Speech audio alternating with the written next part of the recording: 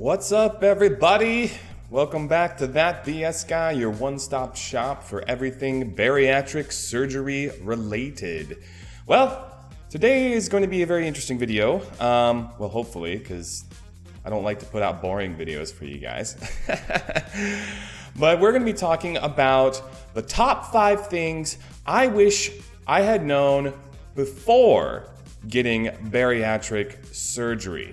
So what that means is these are things that I have come to realize throughout my past year after having bariatric surgery that I think are fairly universal regardless of the type of surgery that you endeavor to get or have gotten. And so I wanted to share my experience with you, and hopefully this might help some of you who are still contemplating making that move, or that have just made that move, and kind of set your expectations correctly. So, without further ado, number 1, all right, the monetary cost is higher than you think. So, people sometimes ask, how much does your surgery cost? And yes, I could definitely give you a blanket price for what I paid for the actual surgery itself versus, any pre-checkups, things like that. Now, I will say there's a little asterisk behind this. It depends on the type of surgery you have. So if you have a restrictive surgery, the monetary costs are going to be not quite as high, mainly because you don't need to have as many supplements, and your food restriction is not quite as severe. Because simply put, there's really no difference in what happens to your stomach. It simply is just a smaller area that you can eat in. So there's no vitamin deficiencies or anything like that you have to worry about.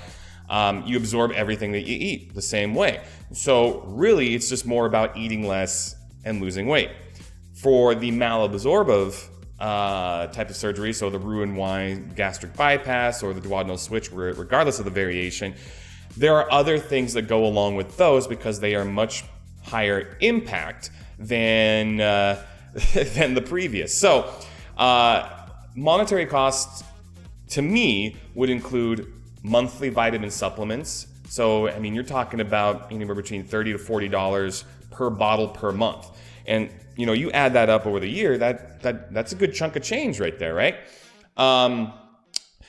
Different types of food. Oftentimes, now this goes for everybody, oftentimes you're going to be eating higher quality food rather than cheaper, lower quality products. Okay, so for example, your meat quality is going to be better, your bread quality is going to be better if you're even going to go there. I know for me, I can only really try and eat wheat bread or, grain type of wraps, corn tortillas rather than flour tortillas. So there is a differentiation of what you kind of have to deal with that kind of does change the expenditures that you have, okay?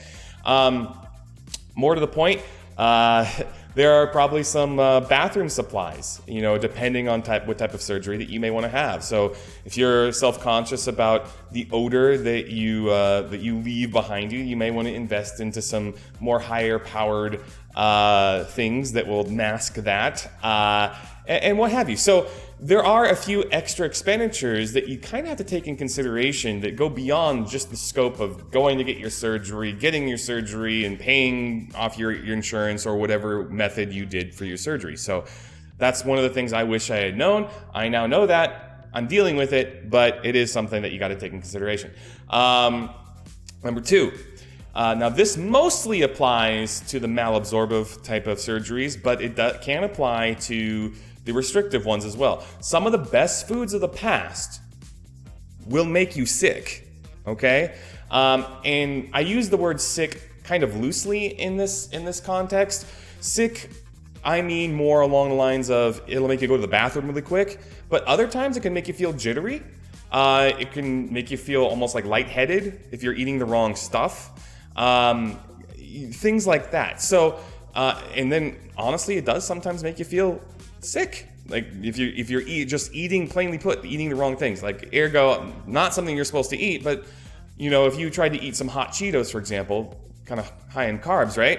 Well, if you eat too many of them, at least for me, I start feeling really, really woozy and nauseous. It's not a good feeling.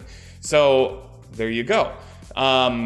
There's a lot of different things that you can eat still in the right way. So like, for example, if you want to eat fries, you may not be able to have the steak fries that you like at your local pub, but you might be able to have the sweet potato fries. It's still not good because they're still fried, but I mean, if you're going to choose one of the two, the latter is definitely better than the former. So, number 3, some people will be happy for you. Some will. Absolutely. Your best friends, your family. But a lot of people, not a lot, well, you will find some people who will be jealous or think you cheated and look down on you for whatever the reason. So even though you did this surgery, you took this step, which is no easy task, mind you. Like, you either have to go through several hoops to jump through for insurance, or you have to do it some other method like I did out of country. It's a risk. You're taking a risk, you're taking time, you're taking energy, you're taking your life into your own hand. And some people still think that's cheating. Some people still think that is not fair. Whether they think it's not fair because they don't have the opportunity to do it for whatever the reason, or they're scared to do it, or that, oh my gosh, you just went and got the surgery, now you look better than they do. So now they're mad, and they think that you just like had a surgery and nothing else happens, and you don't have to watch what you eat, and you don't have to eat amount of protein, and really regulate what you're doing. They don't see that part, right? They don't see that. And so there is a stigma that goes along with having the surgery. And so knowing that ahead of time, I knew that there was going to be a little bit going into having a surgery like this, but it really was more apparent, as I went through my journey, which I'm still on one. I'm not at my goal weight yet. I'm particularly with the quarantine stuff going on right now. Right now it's May 2020, in the middle of the whole pandemic situation. So while it's on quarantine, because I'm not going outside, because it's like 100 plus degrees outside, in Arizona, I am just, I'm kind of sedentary. And so I'm kind of just trying to watch what I eat, hopefully not drink too much, which I'll get to that part later. And just trying to maintain. But I will tell you, you still have to put work into it, okay? Which brings me to number 4, okay? You still must maintain effort, even after getting to your goal, or in my case, close to your goal. So at first, when you get your surgery, you're gonna hate life for like a couple weeks because everything sucks right after you have your surgery, because you're just like, oh, I can't eat anything, I'm still on my liquid diet, or I can eat soft solids now, great. Cream, cottage cheese, yay, things like that. But after that, once you become into the zone where like things become a little bit more normalized, you can actually find things to eat out and about and what have you. You're gonna find that your body just naturally starts to drop some weight because you're just taking in less, you're absorbing less in a lot of cases, no matter which surgery you've had, right? So there's a natural part of this that, yeah, your body will naturally start to lose weight just because it's not taking in as much food, not taking in as much calories. Yeah, that's what happens. It's kind of the point, right? But there is a point where you reach where your body starts to kind of find that equilibrium and go, okay, I think I'm good where I'm at here, but you may look at it and go, whoa, I got another 15 pounds before I'm in happy land. I'm still technically overweight. I'm borderline obese still. I need to lose that other 15 pounds. Now, what you're facing is what normal people face. Believe it or not. Like, no one really talks about this, but what we do to get these surgeries is simply putting us in a position to be normal, to be having our bodies function the way normal bodies should function, at least in my opinion. Once again, I'm not giving medical advice. This is not a medical channel. This is an entertainment and blogging channel-ish. So, but what I'm telling you is like, these surgeries are not meant to just get us to physically fit or anything like that. That's not what these surgeries do. These surgeries get us down to the point of where we are now in a range of normalcy. right? Classifiably overweight, right here, okay? But now I have to be just like a normal person, just like one of my other friends, like, oh, I need to drop that, extra 10 pounds or that extra 15 pounds. And they have to sweat it off. They have to work it off. They have to do something about it. Yep, we're part of that club now. Congratulations. That's what you paid all that money for. But you know what? It's okay. But people don't, I didn't realize that. I thought it was like, oh, I'm going to get down to my weight and then I can start to just tone up from there. Nope. I'm going to get to a certain point and then I got to earn the rest of the way. And that's completely fine. But sometimes that's not explicitly stated. And for me, to you, I'm explicitly stating that right now. Number 5, okay? And then I got 2 bonus ones that I'll say to you guys. Number 5, if you are a drinker, an alcoholic drinker. Now, I'm not saying that you're an alcoholic. I'm just saying if you drink alcohol, okay? Be very, very, very careful, all right? The thing is that, I've done some testing with alcohol, and I do drink. I'm not gonna lie, okay? But what I drink is very different than what I drank prior to my surgery. First of all, beer, no go. First of all, anything with carbonation, at least for my surgery that I had, it just doesn't feel right. It makes me feel bloated. Not to mention beer has tons of carbs in it. It just doesn't really do it. Now, can I drink it and be okay? Yeah. From time to time. I'm sure it's fine, okay? Same thing with like a soda or a can of pop or soda, wherever you're from, regionally, whatever you're gonna call it. But the thing is that if you have that regularly, that pressure just doesn't sit well, at least with me, all right? But I drink things with lower sugar and typically watered down. So like vodka with water and a little bit of like light cranberry if I'm drinking at home, or just cranberry if you're at the bar, assuming bars are open anytime soon. And those kind of things, even though they do have some sugar in them, they're less impactful, not to mention the water in that kind of helps with things in general. But a lot of the really sugary or really hard drinks, shots are not easy at all because of the gulping. So you may have to take shots in like two sips rather than one, or you can just take light shots, whatever it may be for you. But the point I'm trying to make is not so much, this shouldn't be, I'm digressing here about what to drink. The point I'm trying to make is that it affects you differently throughout the process of you losing weight. So if you decide that you want to drink or have a drink 3 months after surgery or 4 months after surgery, okay, which may be right for you, maybe not right for you. I'm not going to tell you what's right or what's wrong, okay? I had my first drink out after my surgery 8 weeks out, okay? So I was kind of early, not going to lie. And in fact, that's a video on here if you ever want to take a look at it. But the way that drinking affected me at that point is very different than the way it affects me now, okay? I would be lying to you if I said that I am a heavier drinker now, or my tolerance is heavier now than if it was at that point. Why? Well, first of all, at that point I still was almost like 100 pounds heavier than I am now, if not more, okay? Now, I'm a much lighter person, so that alcohol goes through me a lot easier. And so I have to really, really wait. And if I don't do it right, I found out, albeit fairly recently, honestly, that if I do drink too much, it completely impairs me the following day. I am incapable of doing anything productive. My body feels like it is completely atrophied or dehydrated. And that's just me. I can't speak for anybody else. But I'm going to tell you what, it was kind of an eye-opener for me. So learn from my mistakes. Don't do that, And I didn't even think I was drinking that much. I did not. You just kind of have to play it by ear, but let things hit you first. Let things hit you. Understand where your body's at in terms of how you're drinking throughout the evening, and the strength of your drinks all as well. All right, so here's my 2 bonuses. So, number 1 bonus one, your pouch and your sleeve will increase in size, which can cause other issues.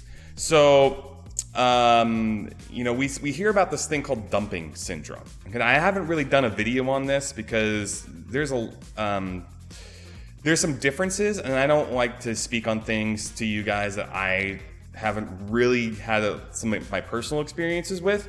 But I will say that I have experienced this over the last couple months. And what that means is that if I eat too much, or if I eat too much of the wrong thing, my body starts to react in really weird ways. Now, some dumping syndrome people, will have different types of symptoms. There's no real rule of thought here as far as what I have seen. But once again, I haven't actually done a full researched video on this yet, so maybe that'll be in the future. But at least for me, as my sleeve kind of got a little bigger and I now could have more food, I have to really watch it.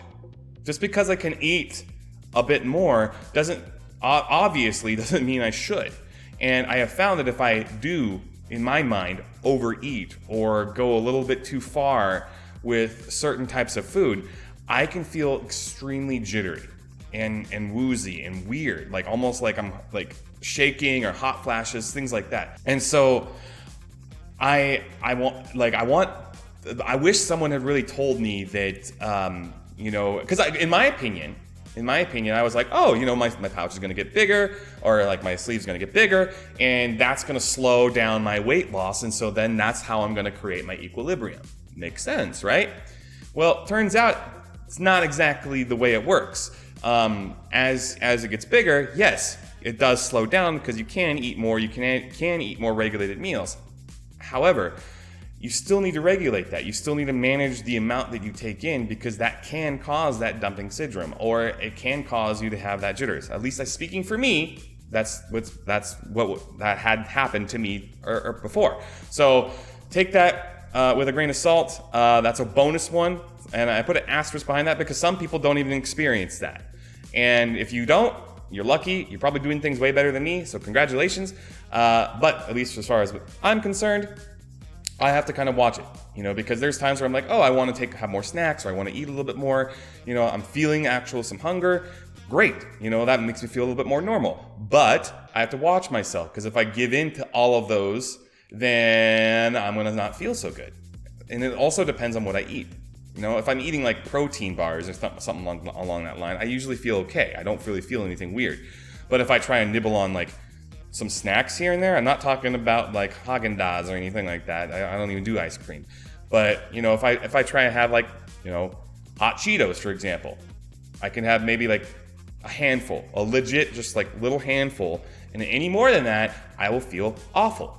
All right, so just be mindful of how it is. And the very last bonus thing that I wish I had really known, what I knew a little bit about, but I wish I had known a little bit more before coming into this, is loose skin and hair loss issues. So this happens to both men and women. If you, depending on how your body's elasticity is in your skin, you will end up with some loose skin. Everybody, and I'm going to be very clear, everybody will end up loose skin. Everybody, okay? Do not think that you're special, okay? You're gonna have some leftover remnants of the special times when you were almost 400 pounds or over 300 pounds or whatever you were, all right? You're gonna have some memories of that, okay? Is skin surgery a solution? Maybe. That's a very invasive surgery, but if you feel like that is going to be how you're gonna feel confident again, then consider it. Sure, why not, okay? The other piece of it is hair loss, right? So one of the things that they advocate for the protein intake is to try and maintain your hair. But I can tell you right now, even with that, and even with using hair foam and things like Rogaine or whatever it may be, you're still gonna see some thinning hair. Okay, it's just the sacrifice, because your body is not taking in as much nutrients and it's not maintaining as much. So what do you do about that? Do you just bick it all off, or do you go for wigs, as some women have gone to? That's up to you. I'm not advocating doing any kind of hair graft surgeries or anything like that. But what I am saying is that that's something you should probably keep in mind. Now if you're blessed with a naturally poofy, big, full head of hair, you probably won't notice as big of an impact. But if your hair is already a little bit like thinning, from age or whatever it may be, or kind of thin lengthwise or not as voluminous, if you're a female, then you will probably notice it even more so. Okay, so these kind of things we like to advocate the major positives, and trust me, there's so many more positives than just losing a bit of your hair that come with this decision. Trust me on that.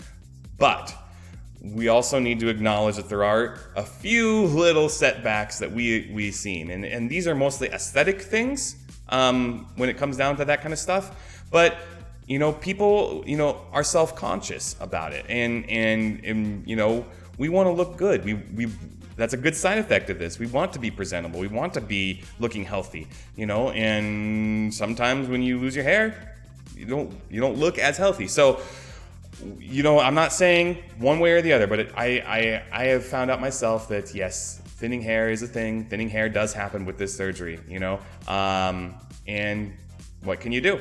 It's just one of those things you kind of have to accept. All right. But anyways, just want to thank everybody for stopping by this quick little video. I don't know, I guess it wasn't terribly quick, but in terms of your journey, just want to say, if you're contemplating doing bariatric surgery, once again, take all the information. Please consult your doctor. I am not a doctor. Don't just listen to the talking head on YouTube for any of this advice. But I do have some experience, and I want to share that with you. That's why I made this channel.